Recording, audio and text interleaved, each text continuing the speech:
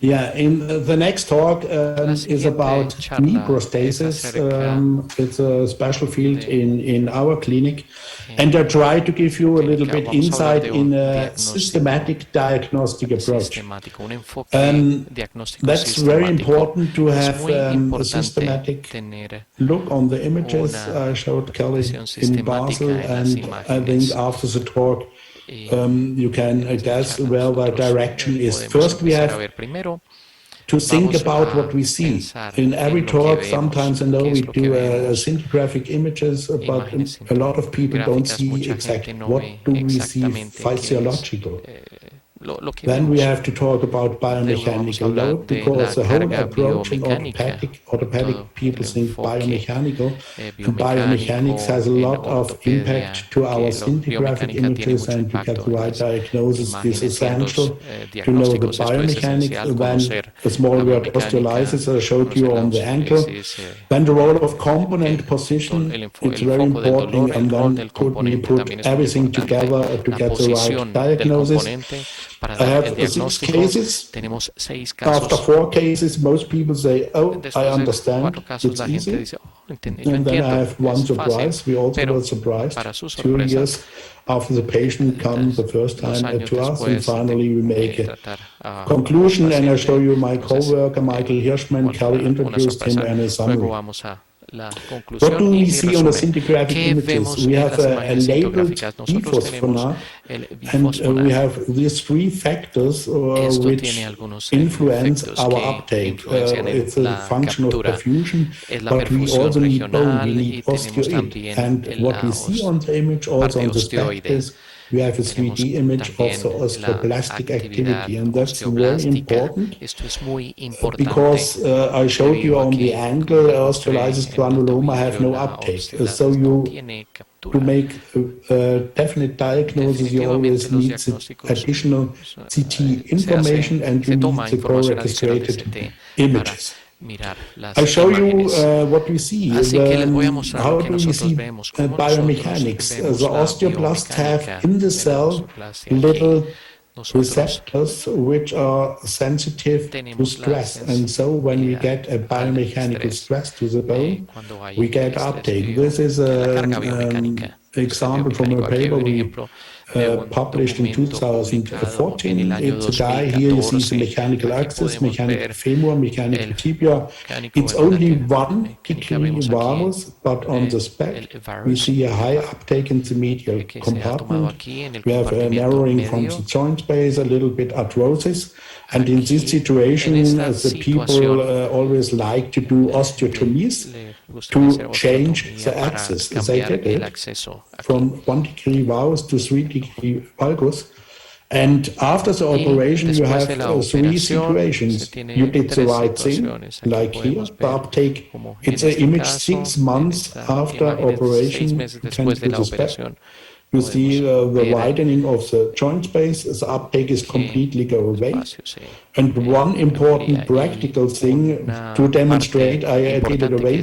We always replace in the SPECT this region, because they make the osteotomy, the bone is healing, you have a very high uptake. When you do a SPECT, which is scaled from 0 to 100% activity, you will only see the osteotomy, and the uptake is go away. When you replace it, because in your examination you don't want to see the normal reparative healing, then you can see sometimes uptake that you did under or the overcorrection. So the SPECT gives you the right answers. You have some patients, they do the correction, pain gets better, but it persists, and with the SPECT we can say, now it's right on the lateral side, we did the overcorrection, or it's less uptake on this side, and there can be quantification how we did undercorrection.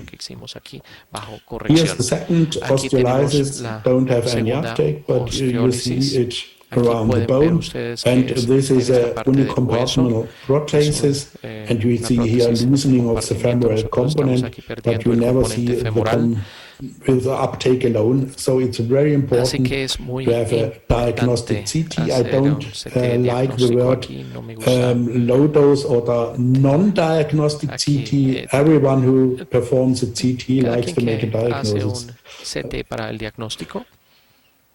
Also, a thing we saw in the last 15 years is there are a lot of papers who try to compare MRI data with SPECT data. And MRI shows up to 7 different physiological things in the bone, from fluid, neovascularization, everything. And there's a very nice paper from the colleagues of Zurich, from the Balkbest University Orthopedic Department, where they compared MR with the SPECT. The question was they had people with medial knee pain. We see here in the single graphic images a clear uptake zone in the medial tibia, but we don't see any bone growth. It's completely normal, dark T2-weighted images here, meniscus, it's completely normal.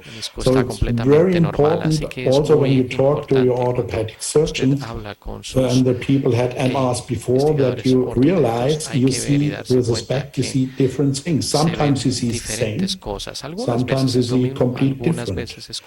Very interesting in this study was the scintigraphic localization and results correlated very strong with the pain. SPECT was a better predictor for pain than MR. The role of biomechanics, told you it's very important. This is a hallmark paper of Dr. Berger, and he showed when you have a femoral component, when you have malrotation, you get a list of clinical problems with knee pain, instability, stiffness. Then the list of the papers is very long. In 2006, they said internal rotation over 5 degrees causes problems. So it's very interesting with respect to see, do we have this situation? Yes or no? I'll show you example. In 2011, they showed that when you correct this problem, you get a better clinical outcome. And from US radiology, I get depressive. The 2D rotational measurement with the CT we performed the last 30 years had a very high inter-observer reliability, though this is a conclusion of the authors that raises concern about whether CT scan is diagnostic in the assessment of component malrotation. And when we know that biomechanics is very important for the output and the diagnostic, we need a better method to measure. And Michael Hirschman, in his fellowship in London, developed with a software engineer new software where we measure the component position in real 3D. These are the images we get. We see the mechanical axis of the leg. We see 3 values for the femoral component, 3 for the tibial component, and in every aspect of the knee we perform this. We make a little spiral scan on the hip to find the center of the femoral heat. We make the spiral scan of the knee for the prosthesis images, and a little spiral scan around the talus to define the tibial component, and then we have all information we need. We did a few studies with several observers, and you see you have very high kappa values for intra and intra-observer. It's very easy and valuable to know. The bad message is only we have the software and you can't buy it. So when I conclude, we have many things from the patient. We have the history, we have the SPECT, which shows the metabolism, and we have the CT, which gives us information about morphology and biomechanics, and when we put everything together, we get the final diagnosis. Why everything? It's also a paper from the orthopedic group of Michael Hirschman from the last year. Here, the red. Here in red, you see all different position problems, flexion, valgus, varus, posterior slope, and the complex correlation to different pain patterns, different dynamics of the pain, and for me, the most important information is that in over 90% of all patients who come to a vision operation, you find more than one problem. So you need a very good preoperative diagnostic to be successful, because there are a lot of papers in the literature which show you have to address all problems from the patient, maybe malalignment, maybe osteolysis, maybe bone quality, to have success with your revision. We come to the cases. It's a patient after revision in 2007, he had total knee replacement. Here you see the early phases, you see hyperemia, you see uptake on the tibia, and on the lateral side it's higher than on the medial side, and always the same tibial loosening or tibial stress. And what gives the answer?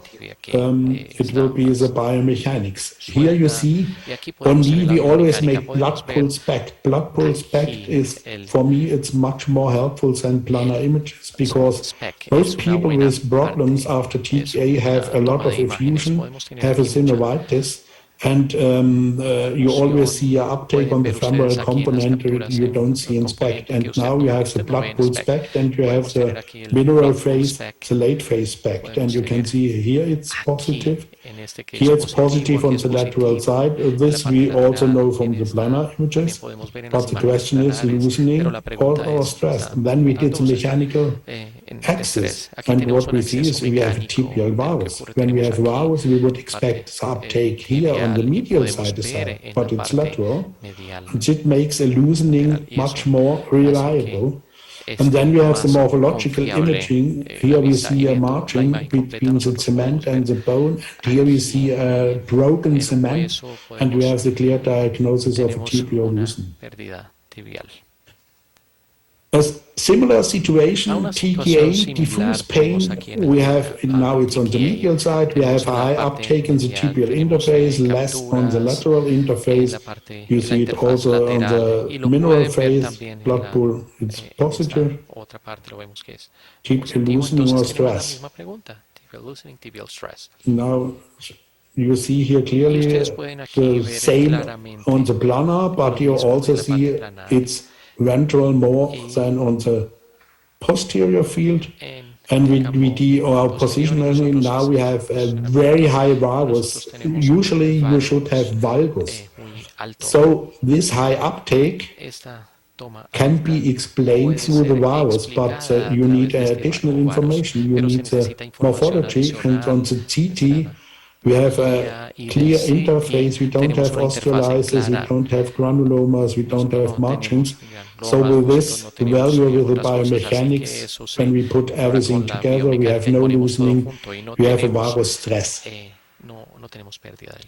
This is unicompartmental arthroplasty, and when you have a look, or people who perform SPECT always see, in every patient I had in our department, we have a high uptake under the tibial component. It's always the same question, loosening, yes or no. And when you have a closer look, here you see a second little bone spot on the intercondylicum. Here I have a magnification of this. And the big question is, what makes the pain? Is it the tibia or is this? Very difficult to answer. Tibial loosening, tibial stress. Second spot, where is it? And then we perform the SPECT, and then we see two things. We have the high uptake on the tibial component. We have here a little bony formation with less uptake. And what's the reason? What generates the pain? Here, another reconstruction. Here you see this spot. And when we do the measurements, we have a clear varus. So the high uptake here is explained with the varus when we don't see any osteolysis on CT.